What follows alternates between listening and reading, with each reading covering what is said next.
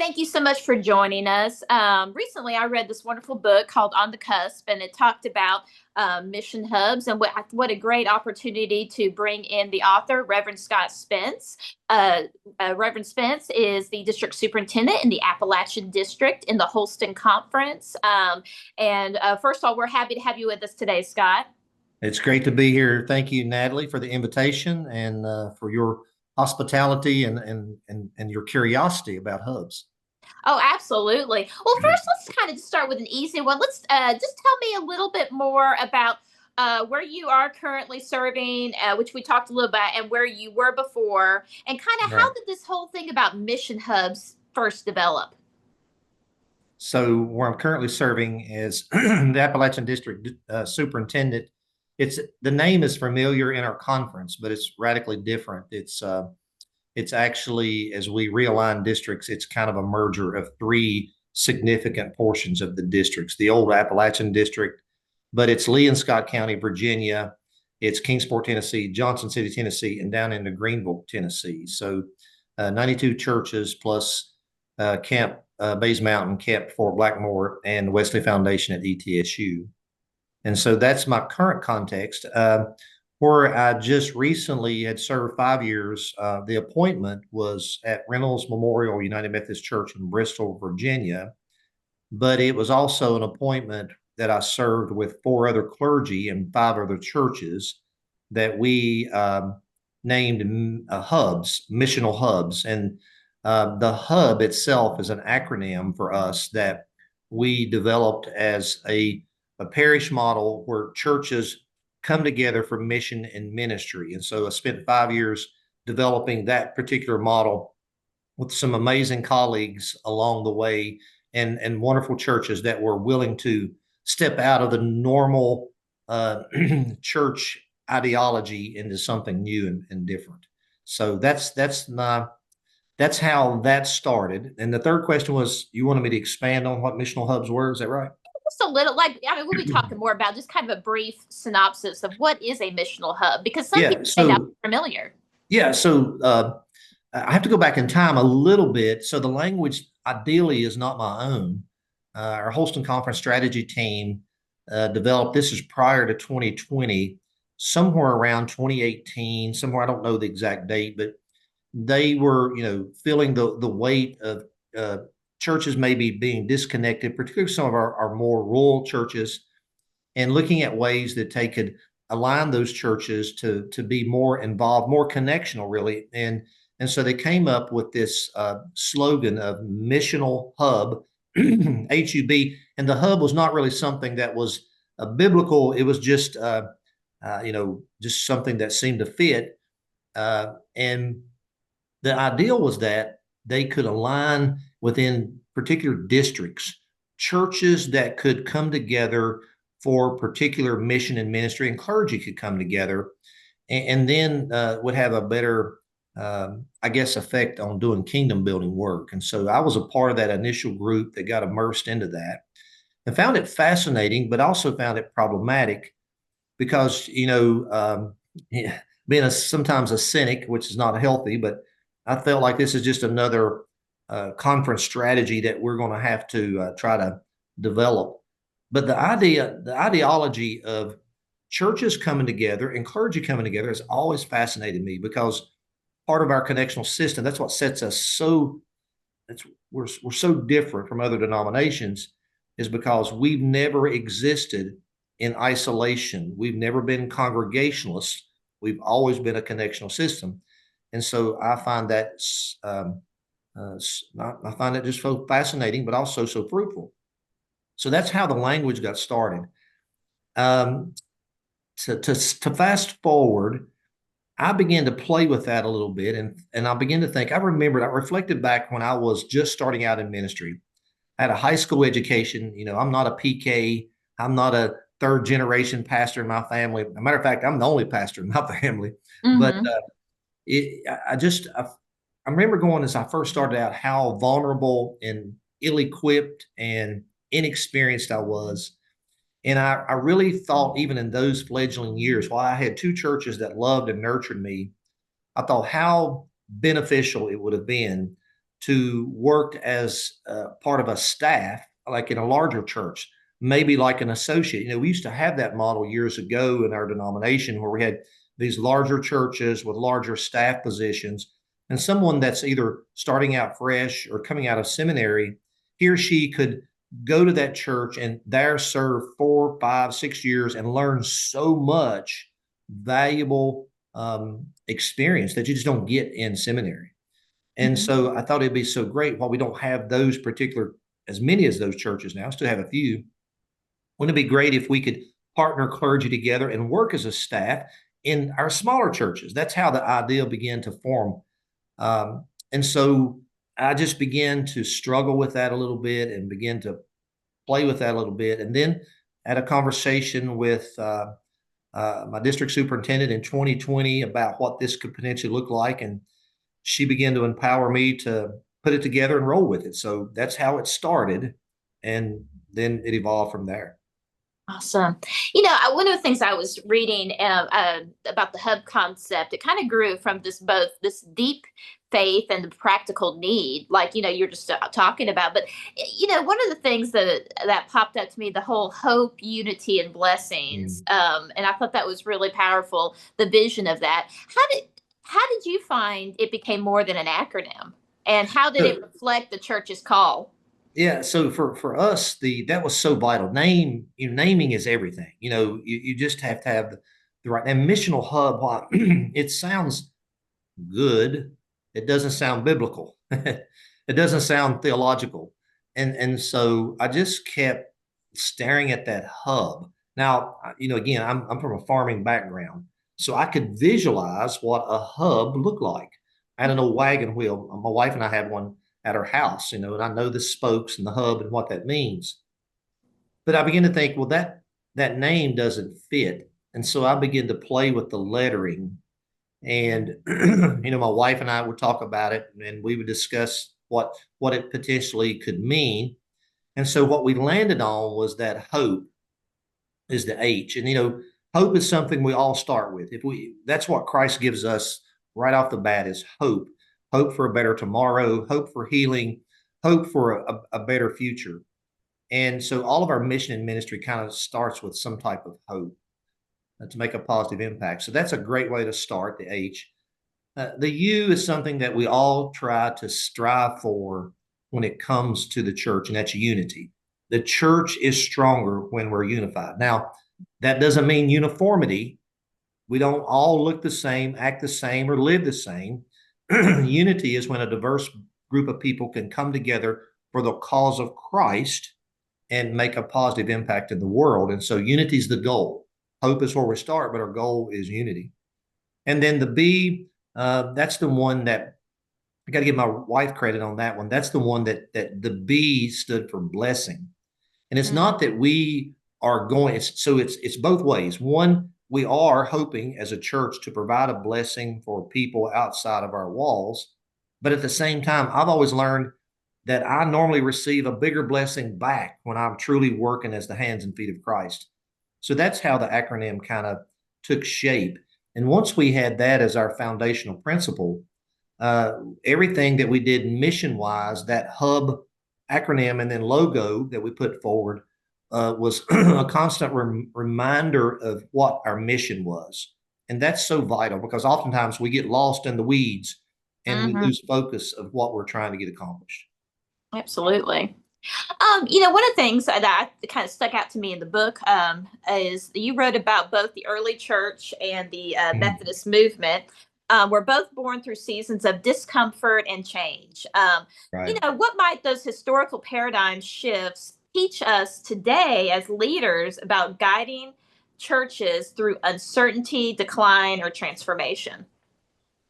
Well, I argue this in the book, and I still argue it, although I won't get proven right or wrong to probably 50, 60, 70 years in the future. But looking back on it, I think that the church, the universal church, not just the United Methodist Church, I think a universal church is in the midst of a paradigm shift. I think COVID initially triggered that. Mm. And so what I mean by that is the church is looking at new ways to do ministry. Excuse me. If you remember Martin Luther, and John Wesley, they were not trying to start a paradigm shift. They were just responding to the social economics and the social depravity of so many people that they saw being harmed, that they began to be convicted, being the church word that we use, challenged by the Holy Spirit to do something radically different. For John Wesley, of course, it was open air preaching, going to the poorest of the poor, and preaching in their context, not them coming to us, but he going to them. And for Martin Luther, he saw, of course, that the indulgences that was robbing the poor, thinking that they had to pay for the grace of God, that really bothered him, and many other things. So they didn't start any of these movements. They became what I like to call the powder keg that allowed it to explode and move forward. They became a vessel that historically we look back and say these two people had a significant impact and role in the paradigm shift. And so, what we can learn from that is the church is constantly evolving. Mm. The church is not the same as it was 50 years ago. As a matter of fact, the church is not the same as it was when I started 27 years ago. It's just, it's radically different. And we need to be open to that God is constantly creating and moving in our life. And that's why paradigm shifts are so important. Oh, absolutely. The Bristol Missional, I thought was neat. The Bristol Hub launched in about 2020, which was really during the height of the pandemic, and really a very incredibly difficult season for pastors and congregations. What did that experience teach you about clergy collaboration and preventing burnout and just rediscovering the joys of shared ministry? Well, as we all served during COVID, it was, I remember telling the church that I was serving at the time that 2 weeks we'd be back in our churches and everything will be fine. However, that quickly changed. I think what COVID taught me was as far as connectional ministry, because during COVID, you had to be isolated literally. Mm-hmm. And that is such a lonely feeling. And I miss the interaction, not only with the church people that I was serving, I miss that physical interaction with my colleagues, deep friends that I had spent so many years with. And so what it taught me was that we're stronger when we work cooperatively instead of competing against one another. Mm-hmm. I also learned during COVID that while our church had actually shifted to move to some improvements in our online presence, a lot of churches had not. And they began to scramble to find those resources. And the connectional system that we live into, we had a lot of people that we could reach out to and talk to and get those systems up and running. And so what it taught me was that the connectional system, not everybody has the same gifts and graces. All of us, God calls men and women every day to ministry. I believe that with all of my heart. But God doesn't stop with the call. God prepares, equips, and trains those men and women for the call. And part of that training is seminary and education. I think that's the primary way. But I also think sharing gifts and graces and resources with others prepares those ministry contexts in a more fruitful way. And so what I learned was that if we could work in that collaboration, even in the midst of COVID, which was something radically different that none of us experienced, we could still be successful in our mission and ministry for Christ. Awesome. Thank you. The final question, kind of to sum all of this up, is, for pastors, district superintendent, conference leaders, even church leaders, and in the church who are discerning how to guide the church forward, what would you say to encourage them to consider this model or to reimagine what shared ministry could look like? Yeah, so I'm all about it. So, even our Episcopal leader has given me the green light to talk about it with churches in my new role as a district superintendent, as much as I feel led to do so, which I'm encouraged by.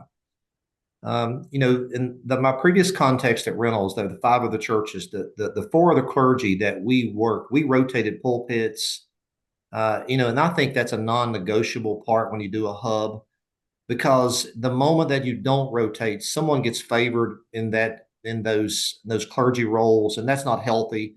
The goal is that all of the churches will see the clergy, just like in a larger church, as a collective staff, as a team, not in competition, but in cooperation. And so I felt like that, if our churches, and we have a lot of small rural churches in our conference, we're a conference really of small membership churches. Probably 70% of our churches have 50 or less in worship on Mm-hmm. Sunday. And so that's who we are. And so instead of shying away from that, that we find ways to embrace that. And Mm-hmm. so what missional hubs can do, let's say, for instance, you've got 3 or 4 churches that are close in proximity, fairly close, but not side by side. And this church has 1 youth, and this church has 3 youth, and that nowhere has 0, but the fourth one has 4. Separately, they cannot have a functioning youth group. They can try, but it's not effective. But when they pull those wonderful youth together and they identify, I'm not, I'm past my years of working with youth, but there are so many gifted colleagues that I have that are wonderful at that. Mm-hmm. Empower them to use their gifts and graces to pour into and disciple the youth. I argue in my book that the church's big failure, the current big failure of the church, is discipleship, because we've been so fixated on trying to have that great charismatic leader to pull us forward that we've forgotten the very principle that we take people, laity and clergy, pouring into the next group, whether it's the next generation or the new person who's confessed Christ, that is the main goal, is to pour into them, because they'll pick up that mantle then and witness to others. And so that's the primary goal. And so when we can pool resources, rotate pulpits, go on mission trips together, don't burn out volunteers that's been doing the same thing for 20 years, provide rotation, provide new ideas, enthusiasm. And on top of that, the churches, instead of being so fixated inwardly, organically, they begin to look outwardly at other people. They meet new friends and new colleagues and new small groups. And it's been very fruitful. I am a huge proponent of it. I've seen the benefits of it. Now, will it reshape our denomination? I don't know yet, but I do think it's popping up in places that I've had no conversation with, that the Holy Spirit is moving in that. It allows clergy to serve effectively, where we have accountability, and at the same time, we have support, that we can be with our families, we can do what we're called to do, and not try to be somebody we're not.